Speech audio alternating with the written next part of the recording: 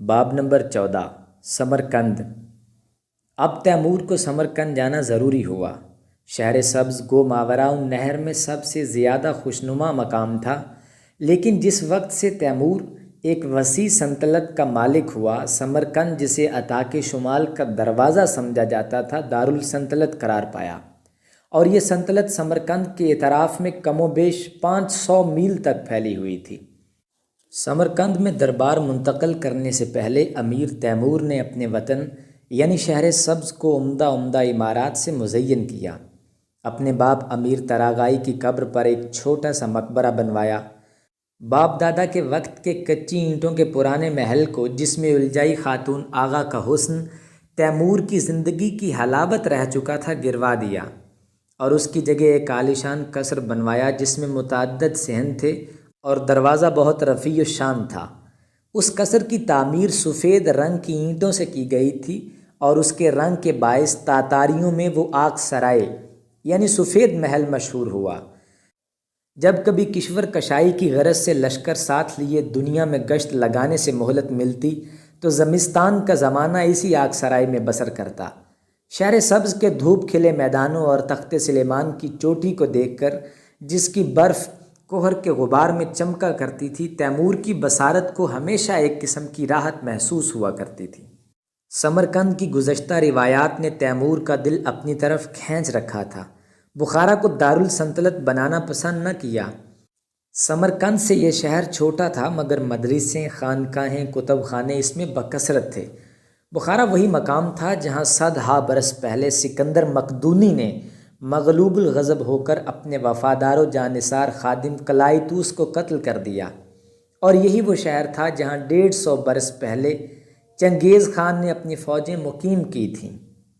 ابن بطوطہ، جس نے یورپ کے مشہور سیاح مارکو پولو سے بھی زیادہ دنیا کی سیر و سفر میں عمر بسر کی تھی، سمرقند کی نسبت لکھتا ہے کہ وہ دنیا کے بزرگ اور بارونق شہروں میں سے ایک شہر ہے، اور ایک دریا کے کنارے واقع ہے جسے نہر قصارین یعنی دھوبیوں کا دریا کہتے ہیں۔ اس کے کنارے پنچکیاں بکثرت ہیں۔ دریا سے بہت سی نہریں نکالی گئی ہیں جو باغوں کو شاداب کرتی ہیں۔ نماز عصر کے بعد دریا کے کنارے لوگ سیر و تفریح کے لیے جمع ہوتے ہیں۔ یہاں بالا خانوں اور مکانوں میں مہتابیاں ایسی بنی تھیں جہاں بیٹھ کر لوگ چاروں طرف کی سیر کرتے تھے۔ میوہ فروشوں کی دکانیں بھی بکثرت تھیں۔ اس شہر میں بڑے بڑے محل اور یادگار عمارتیں اہل سمرقند کی ہمت اور حمیت کی دلیل اب تک موجود ہیں، لیکن ان کا بڑا حصہ شکستہ ہے، اور شہر کا ایک حصہ بالکل منہدم ہو چکا ہے۔ شہر پناہ، شہر کے دروازے اور شہر کے باہر کے باغات بھی نہیں ہیں۔ تیمور نے سمرقند کو تقریباً اسی تباہ حال میں پایا۔ اس کے گرد باغ اور شہتوت کے درخت موجود تھے۔ پہاڑوں کی بود و باش میں آفتاب سے گرم رہ کر اور صحت آور باد شمال سے تازگی حاصل کر کے سمرقند کے لوگ خوش اور تندرست رہتے تھے۔ یہاں کی زرخیز زمین میں 4 فصلیں پیدا ہوا کرتی تھیں۔ نہروں میں پاک صاف پانی بہتا تھا۔ دریا کا بند باندھ کر ایک جھیل سطح زمین سے اونچی بنائی تھی۔ یہاں سے سیسے کے نلوں کے ذریعے گھر میں پانی پہنچتا تھا۔ زیادہ محنت و مشقت کی اہل سمرقند کو ضرورت نہ تھی۔ کرمزی کپڑا، جسے ہم کرموازی کہتے ہیں، اور جس نے سرخ رنگ اور ایک کپڑے کے لیے ہماری زبان میں ایک لفظ پیدا کر دیا ہے، یہاں خوب بنا جاتا تھا۔ کارگاہوں کی کھٹ کھٹ اور پانی کے گھنٹوں سے جو اہل سمرقند کی صنعت کا نمونہ تھے، پانی کے قطروں کے گرنے کی آواز ہر وقت سنائی دیتی تھی۔ کاغذ، جو تمام دنیا میں بہترین سمجھا جاتا تھا، وہ بھی یہیں کی ساخت ہوتا تھا۔ مشرق اور مغرب کی تجارت کا مال اسی شہر کے دروازوں سے گزرتا تھا۔ شہر میں کسی محراب کے سائے میں نجومی بھی بیٹھا ہوتا تھا، جس کی باتیں اور خبریں خالی از لطف نہ ہوتیں۔ کہیں سدھے ہوئے بکرے کا ناچ دیکھنے میں بھی کچھ کم لطف نہ آتا۔ شہر کے کھنڈر تو پھر کھنڈر ہی تھے، مگر لوگ کہتے تھے کہ خدا نے جو کچھ کیا اچھا کیا۔ اہل شہر امیر تیمور گورگان کی خدمت میں حاضر ہو جانے کو اپنے حق میں بہتری سمجھ کر حاضر ہو گئے، اور امیر کو شیر نیستان، کشور کشا اور گورگان قسمت کا یاور کہنے لگے۔ اس کی شان و شوکت کو دیکھ کر ان کی ہمتیں بڑھیں۔ لباس اور پوشاک کے وہ بڑے مبصر تھے، اور انہیں یاد تھا کہ 10 برس ہوئے یہی شخص ان میں سے اس طرح گزرا تھا جس طرح روشنی میں سے پرچھائیاں گزر جاتی ہوں۔ اہل سمرقند کو یہ بھی یاد تھا کہ انہوں نے سرحد کے مغلوں کو جب انہوں نے یورش کی تو کس طرح پسپا کیا تھا۔ گو یہ بات سچ ہے کہ ان کی کمک پر ایک وبا بھی تھی جو دشمن میں پھیل گئی تھی۔ حریر پہننے والے امراء اور سردار، زین ساز، کوزہ گر، گھوڑوں کے سوداگر اور بردہ فروش سب خوش تھے کہ تیمور نے ان پر سے محصول معاف کر دیے، لیکن اس کے ساتھ تیمور نے ان لوگوں سے پوری مشقت بھی لی۔ شہر پناہ جہاں جہاں سے ٹوٹ گئی تھی، تیمور نے اپنے سامنے اس کی مرمت کرائی۔ چوڑی چوڑی سڑکیں شہر کے دروازوں سے لے کر وسط شہر کے بازار راس الطاق تک تیار کروائیں۔ سڑکوں کا فرش پتھر کی سیلیں لگا کر سنگین کر دیا۔ شہر کے جنوب میں ایک پہاڑی تھی جس پر ادنیٰ قسم کے مکانات بنے ہوئے تھے۔ امیر کے حکم سے جس پر عمل کرنا ناگزیر تھا، یہ مکانات توڑ دیے گئے اور پہاڑی بالکل صاف کر دی گئی۔ اس صاف جگہ پر ایک قلعے کی بنیاد ڈالی گئی۔ شہر سے دریا تک جہاں تیمور کا لشکر ٹھہرا کرتا تھا سڑکیں بنوا دیں اور باغوں کے گرد دیواریں تعمیر کرائیں۔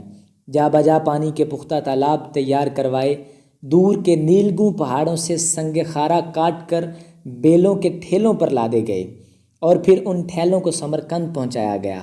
ہرات اور گنج کے کاریگر فوجی رسالوں کی حراست میں دارالسلطنت میں لا کر آباد کیے گئے۔ غیر ملکوں کے سفیروں کی سواریاں سڑکوں پر، جن کے دو طرفہ سرد رختیاں نکلتی تھیں، نظر آیا کرتی تھیں اور شہر کی سرائیں مسافروں سے بھری رہتیں۔ شہر کا رنگ بھی بدل گیا۔ تاتاری فیروزی رنگ کو جو آسمان کے گنبد، گہرے پانی اور بلند سے بلند پہاڑی سلسلوں کا ہوتا ہے، بہت پسند کرتے تھے۔ تیمور نے ہرات میں نیلے رنگ کا روغنی کام عمارتوں پر دیکھا تھا اور اب سمرقند میں بجائے خاکی رنگ کے عمارتوں کے در و دیوار، برج و گنبد سب فیروزی رنگ میں جھمکنے لگے۔ اس لاجوردی زمین پر سفید و سنہری تحریریں اور نقش و نگار عجیب بہار دیتے تھے۔ اسی لاجوردی و نیلے رنگ کی وجہ سے سمرقند کو گو کے کند یعنی نیلا شہر کہنے لگے۔ سمرقند کے لوگ خیال کیا کرتے تھے کہ امیر تیمور اور امیروں کی طرح نہیں ہے۔ پنجہ تیمور ضرب المثل ہو گیا، جس سے مراد پنجہ فولاد تھا۔ جس وقت تیمور اپنے مرکب خنگ اولن پر، جو بڑے چوڑے چکلے ہاڑ اور چمکتے رنگ کا جانور تھا، سوار ہوتا تو لوگ اسے دیکھتے ہی راستہ چھوڑ دیتے۔ امیر کے جلوہ میں وزرائے روشن ضمیر اور امرائے باوقار ہوتے، جن کو مختلف ولایات کی حکومت سپرد تھی، اور گرد راہ میں کرمزی اور روپہلی رنگ چمکتے نظر آنے لگتے۔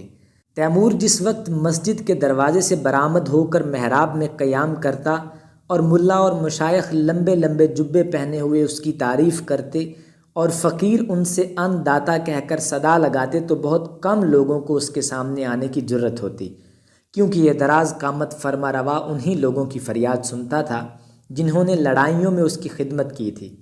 اگر شہر کے دو آدمی ایک دوسرے کو کسی جرم سے متہم کرتے تو تیمور بہت جلد قول فیصل سنا دیتا اور دونوں میں سے ایک کا سر جلاد اشارہ پاتے ہی اڑا دیتا۔ شہزادی خانزادہ کا اور گنج سے سمرقند آنا شہر کے لوگوں کو مدتوں یاد رہا۔ اس دن شاہراہ کی منزلوں میں قالینوں کا فرش تھا۔ بیت بہر منزل مجلس ساختند، بہشت نو آئین بے پرداختند۔ تیمور کے لشکرگاہ کی زمین پر زربفت بچھا تھا، ہمہ پشت زمیں شد روئے دیبا۔ شہزادی خانزادہ اشتر سفید پر شغدف میں بیٹھی، چہرے پر نقاب ڈالے نظر آئی۔ سواری کے گرد شہ سواروں کے دستے تھے۔ جلوہ میں گھوڑوں اور اونٹوں کی قطاریں تھیں جن پر دلہن کا جہیز رکھا تھا۔ تیمور کے امرائے ظام اور تواچیان جو عروس کے استقبال کے لیے پہلے ہی روانہ ہوئے تھے، اس وقت اپنے پھریرے اور پرچم اڑاتے ہوئے سواری کے ساتھ تھے، اور اب غروب آفتاب کے بعد جب کہ خشک ہوا کے جھونکے خیمہ و خرگاہ کو ہلا ڈالتے تھے، اکاکیہ کے درختوں میں جن میں گلے ابریشم کھلے ہوئے تھے، زرد قندیلیں روشن کی گئیں۔ سندل اور عود کا دھواں پردے کی اونچی چوبوں کے گرد بل کھا کر اٹھنے لگا۔ تیمور مہمانوں میں آیا اور غلاموں نے اہل دستار پر زرد گوہر نثار کیے۔